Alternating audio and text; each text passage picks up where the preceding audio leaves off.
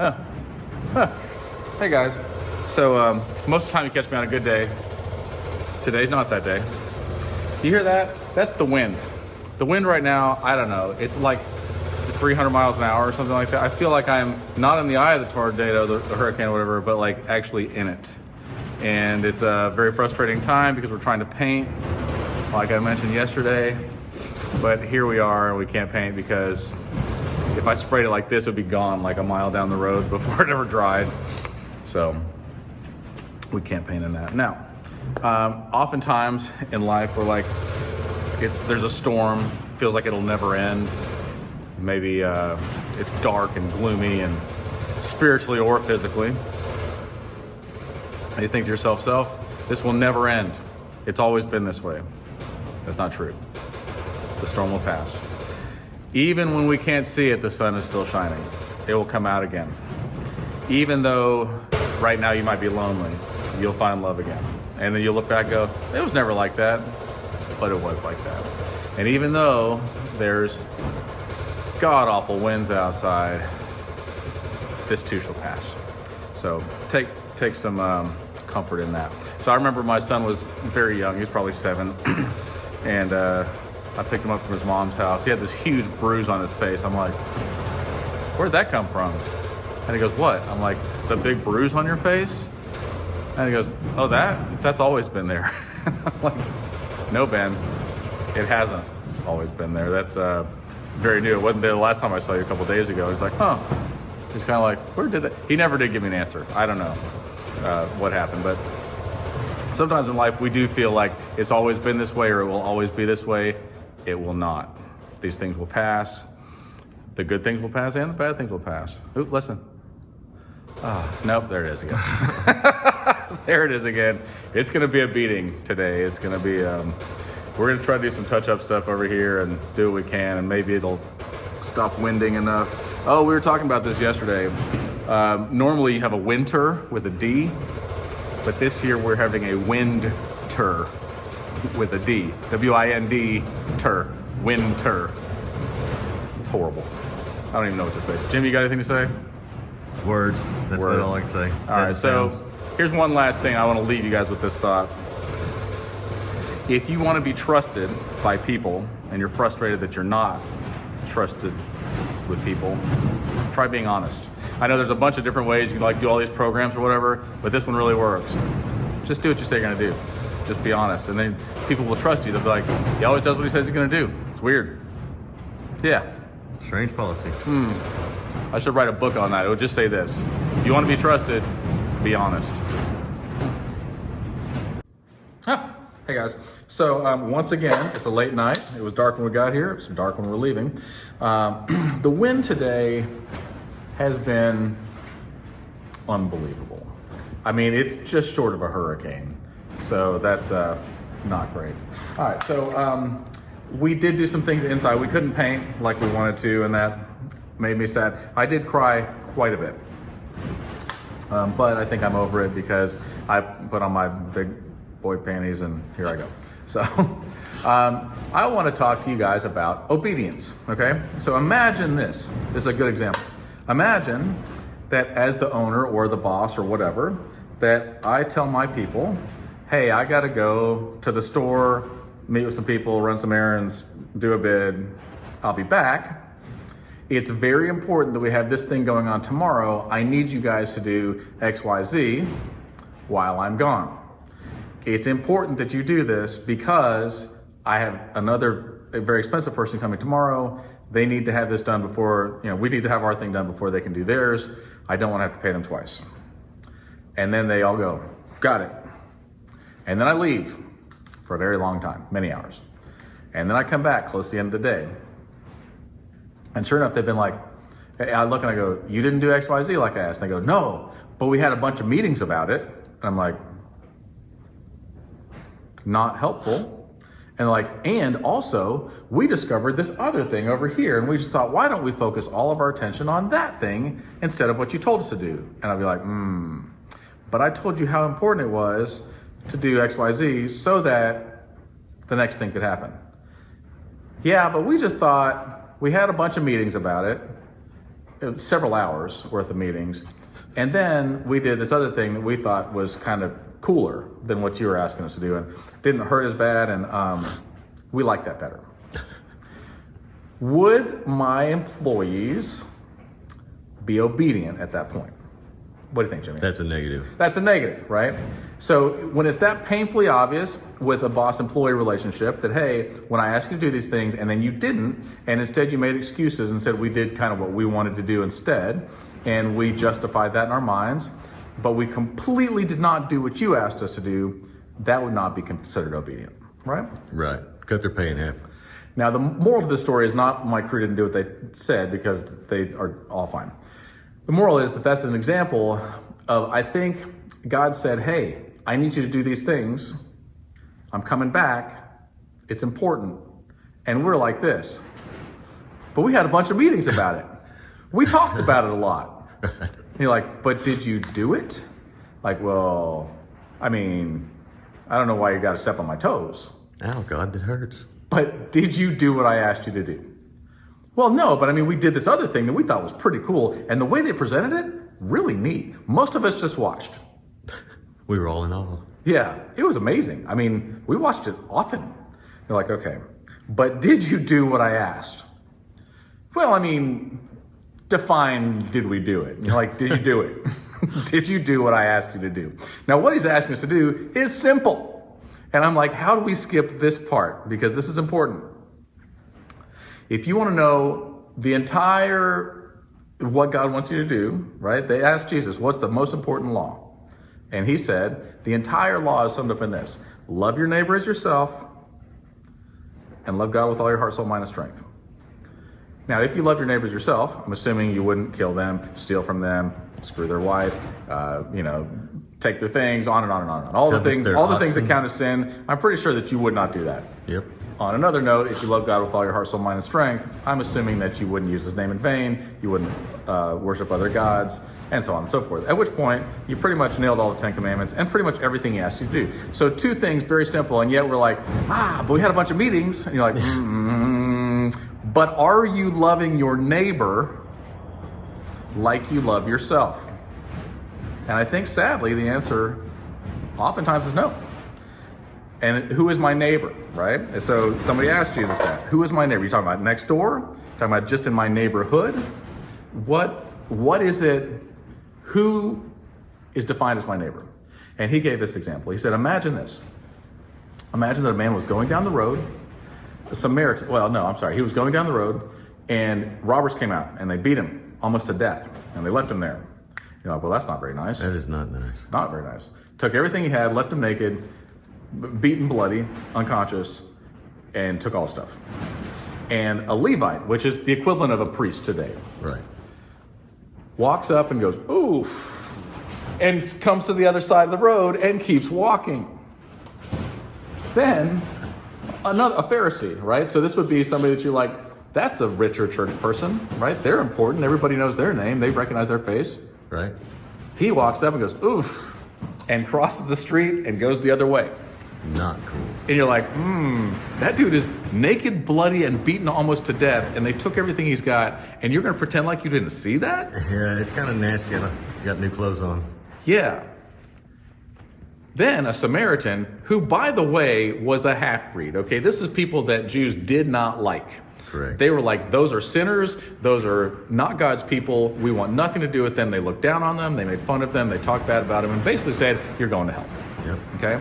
A Samaritan walked by, immediately ran up, cleaned the guy off, made sure he was okay, put him on his own horse, donkey, whatever, took him to town, got him doctored up on his dime, left him at the doctor, hospital, whatever, caretaker, said, I'm busy, but here's enough money that I think will cover it.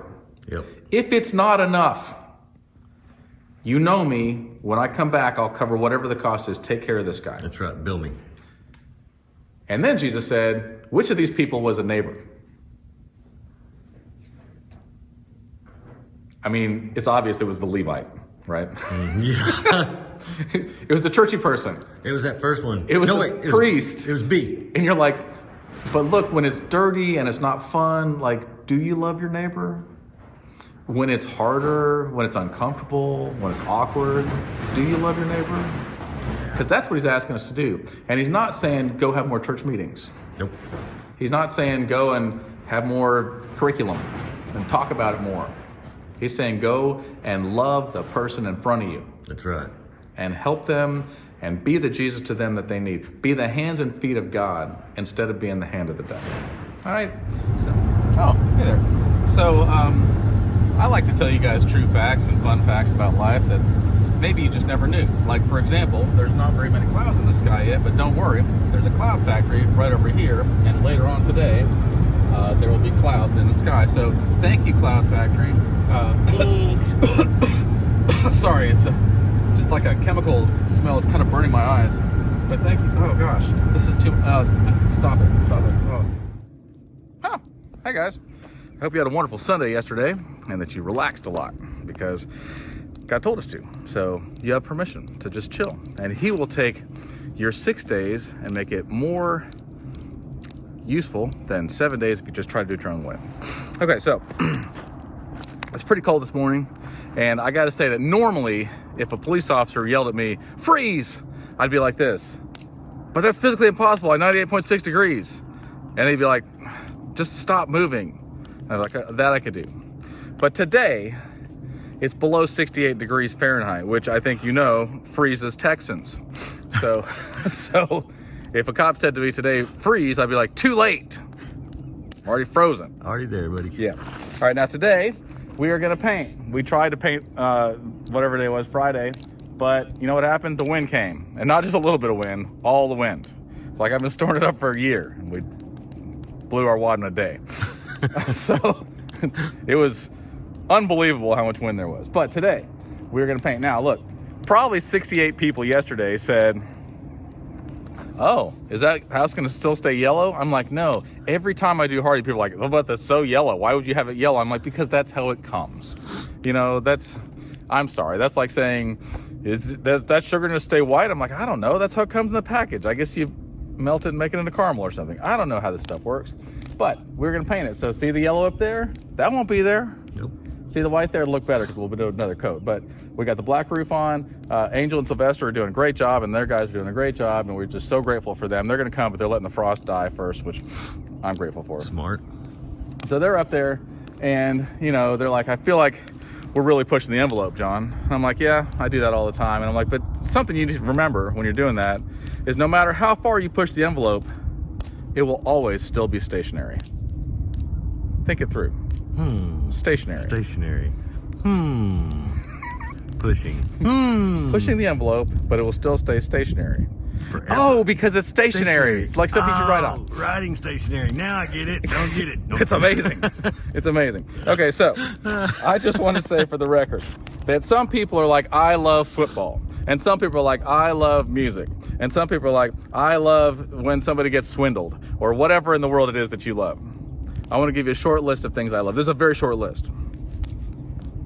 I love when people are kind to each other.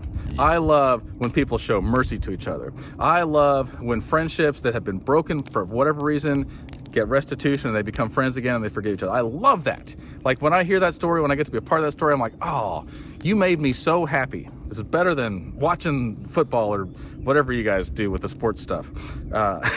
So much better. Like I love compassion. I love when somebody sees somebody in need and they go, "I want to help you," and they quietly go and help them without having a bunch of fanfare and putting on social media, right? I love that. It makes my heart sing. And I hope that it makes your heart sing too. I was thinking about this at breakfast this morning. Like, I don't know if the reason why I love that is because I love it or because Christ in me loves it. But it's been so long I can't tell the difference anymore, and I don't even care. Like Christ lives in me, and He's like, "I identify with that. I love it. I applaud. I applaud you, sir." Yes. Now, there's a picture in Hebrews that the writer of Hebrews, which is debatable. A lot of people think it's Paul. Hebrew, same thing. Whatever. He's writing to them, and he paints this image of a runner running their race, right? That's what our spiritual life is. That's what our life is here on earth, that we're running a race. And we need to run it like somebody that wants to win, because only one person wins the race. Now, in this case, we all can win the race, but a lot of us choose not to. It's the turtle, usually. Yeah, it's the one that stays with it. Okay, so even though we feel like we're just alone and going through the drudgery of life and that what we do doesn't matter and nobody's paying attention, the truth is that if we like removed ourselves and took our spiritual blinders off, because we are spiritually blind, and we looked, we'd be in an arena and the crowds would be cheering us on. There's Moses and there's, Abraham and there's David and there's all these, Paul and all the people that have come before us cheering us on, going, you're almost there, buddy, you're almost there. Do the right thing. It matters, it matters, it matters. And cheering you on till the very last second. You cross that finish line and you think, nothing I did mattered. And here's what I want, okay? At the end of life, I want to just walk into a quiet room and Jesus is there and he looks at me and he smiles and he hugs me and he goes, I saw what you did and I'm proud of you. More than anything in the world, like my whole being is just, I want to hear those words. Well done, good and faithful servant, /friend/son. More than anything, I want to hear that. And then I would be like, I don't care if anybody else knows except for you and me. And the fact that you said that to me is enough forever. Yep. But then he'd be like, I don't have to tell anybody else because, and he'll open up the doors and be like, they already know because you were kind to them. And then there's you guys in heaven with me. And then I'll be like, my heart is full. My heart is full because you guys are here with me and I got to play a part in that. So anyway, we're gonna do some painting. I hope you guys today have mercy and compassion and love and kindness for each other because these are the things that really matter. These are the things that you can take with you. The money and the trash, the garbage, the cars, the houses don't matter. Kindness matters. Love matters. All right, see you guys. Oh, hey guys. It's embarrassing. I'm just sitting here. I was in deep thought. If you're anything like me, you're thinking like, what kind of cool tattoos should I get? And right now I was thinking about tattooing cottage cheese on the back of my legs, just because I think that would be attractive. I've heard that ugly is in the eye of the beholder, or the beer holder. I don't know. Anyway, that's kind of the stuff I think about. I'm sure I'm not unlike you. So today we're painting. I was talking about superpowers, and I want to talk to you about, I probably shouldn't say this out loud, but let's just say there's somebody that's working on this job and this person has been seriously injured, right? When I make jokes about me being handicapped, it's obviously jokes. My handicaps are more awesomeness than handicaps. But this person was hurt very, very badly. And I've seen people hurt much less than he was. And those people were like, I'm disabled, I can't work. And the rest of their lives, they sit and they wait for the government to write them a small check, which if you ask the government to help you, that is like taking a vow of poverty. You can't make enough money to actually do anything with it. You have enough to just exist. Like, I would cover basic human survival. But this guy makes no excuses. And he is hurt badly. And he's out here working hard every day. And I just want to say, I got tremendous respect for that because that takes a lot. And when I see people that don't make excuses and don't identify themselves by their handicap, but instead are like, I'm going to rise above this, I just, yeah. Hello there. On this episode of Why Stuff Happens the Way It Does, I want to explain some stuff. All right, so when you paint, every paint these days comes with paint and primer in the same thing. Pretty much. I mean, I suppose you get some super cheap stuff, but we never do because we know what we're doing. Anyway, oftentimes you have to spray 2 coats of paint, okay? Especially on lighter colors. Now, this is because if you paint, then sometimes there's shadows because there's texture and stuff like that. And so when you paint the second time, hopefully that covers up where the shadows are, and then you don't get streaks and runs and things like that, like how this looks right now. Now, it's still drying, so don't judge too hard. This is the same thing that happens in our bodies, okay? Allow me to demonstrate. You got a guy and a girl, and they each give a cell. I think we all know what these cells are. And when they do, then the chromosomes mix and the DNA mixes. And when that happens, imagine this. Imagine that you're wearing a bathing suit. It's got some holes in it because over time, your ancestry has, I don't know, it had some holes in it, okay?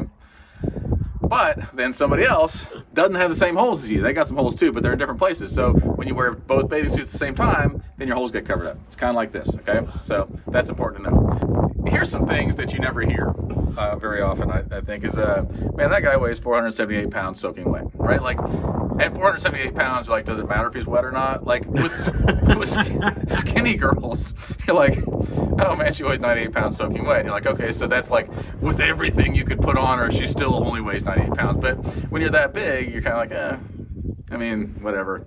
Eat some cheeseburgers, it won't matter, right? So, now, a lot of people are mean.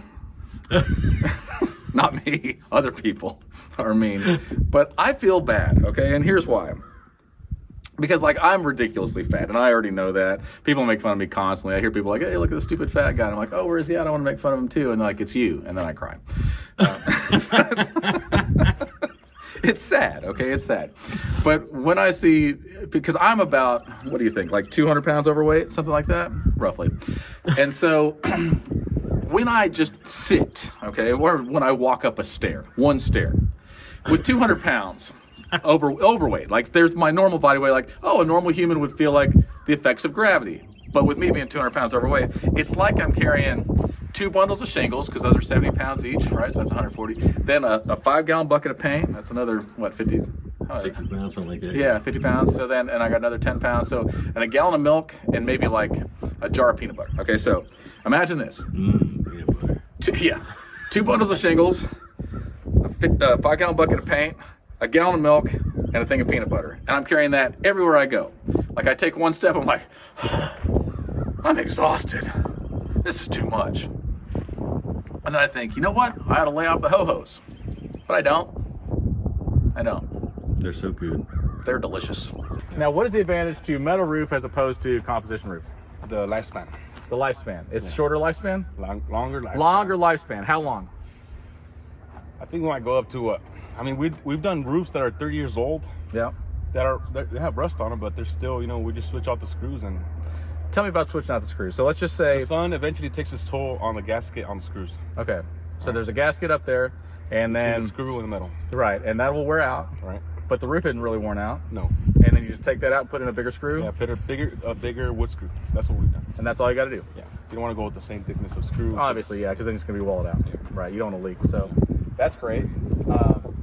And then it looks beautiful, right? And then in Texas, we have a lot of hail.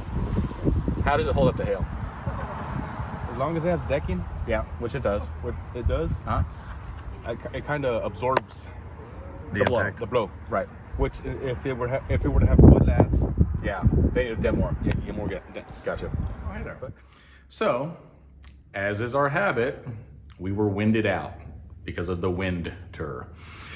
But we got a lot done and we're inching forward. I feel like we are like trying to conquer the mountain, and every day we struggle and we fight, and we're like, we gained 4.5 feet. You're like, that's a mile up. I'm like, I don't care. We're moving forward. So we're gaining some stuff.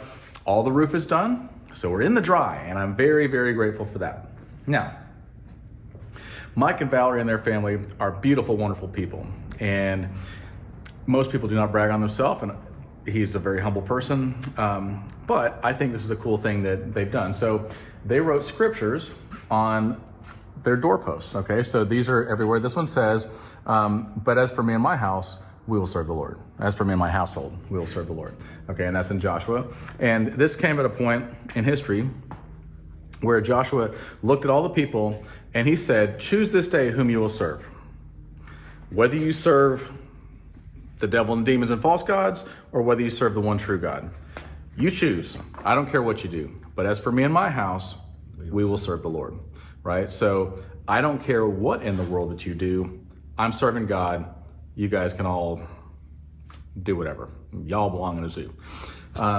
So this reminds me that only dead fish go with the flow. And a lot of people are like, well, the whole current is going this way. And I'm like, that's the wrong way. They're all going over a cliff. Stop.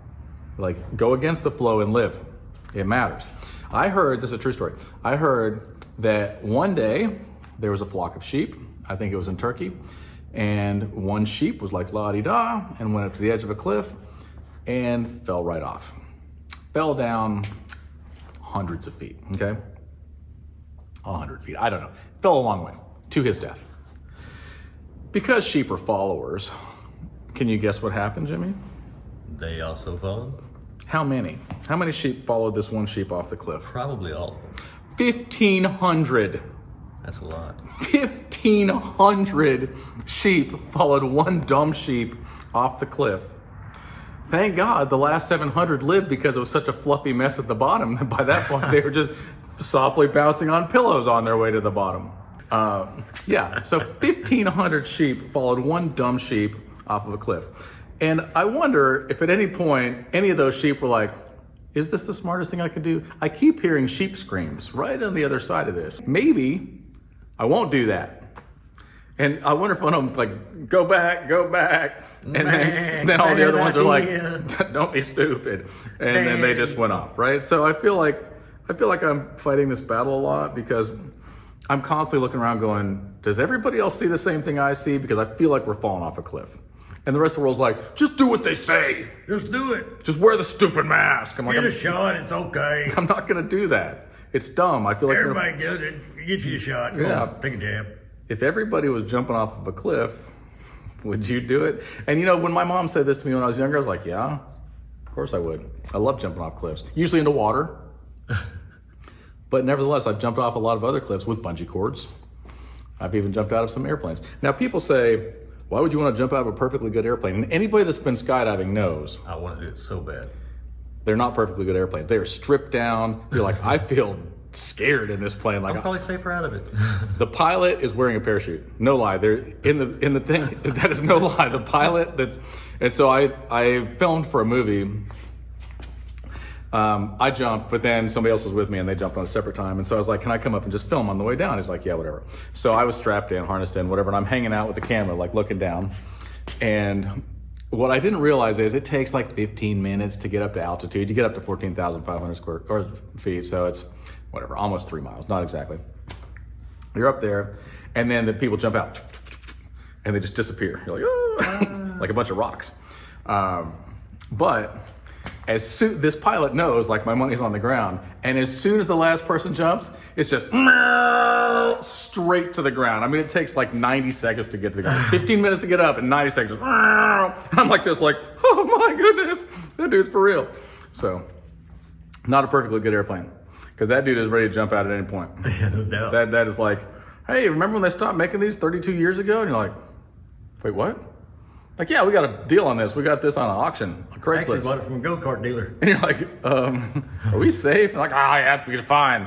Why are you wearing a parachute? Don't think about that. Anyway, we're gonna come tomorrow. Hopefully, we won't get winded out and we can finish the paint outside. Real quick, we're just doing little tiny minor touch-ups inside. And on Monday, Billy Feaster's guys are supposed to come out and spray foam. So Billy and Sharon, I'm sorry. Their people are supposed to come out and spray foam, and then sheetrock goes up, and then tape and bend texture. And so this house that you've been seeing is about to be transformed, and I'm so excited to see how it looks. But it's important that you got God all the way down to your bones. All right? See you guys in the morning. Love you. Bye.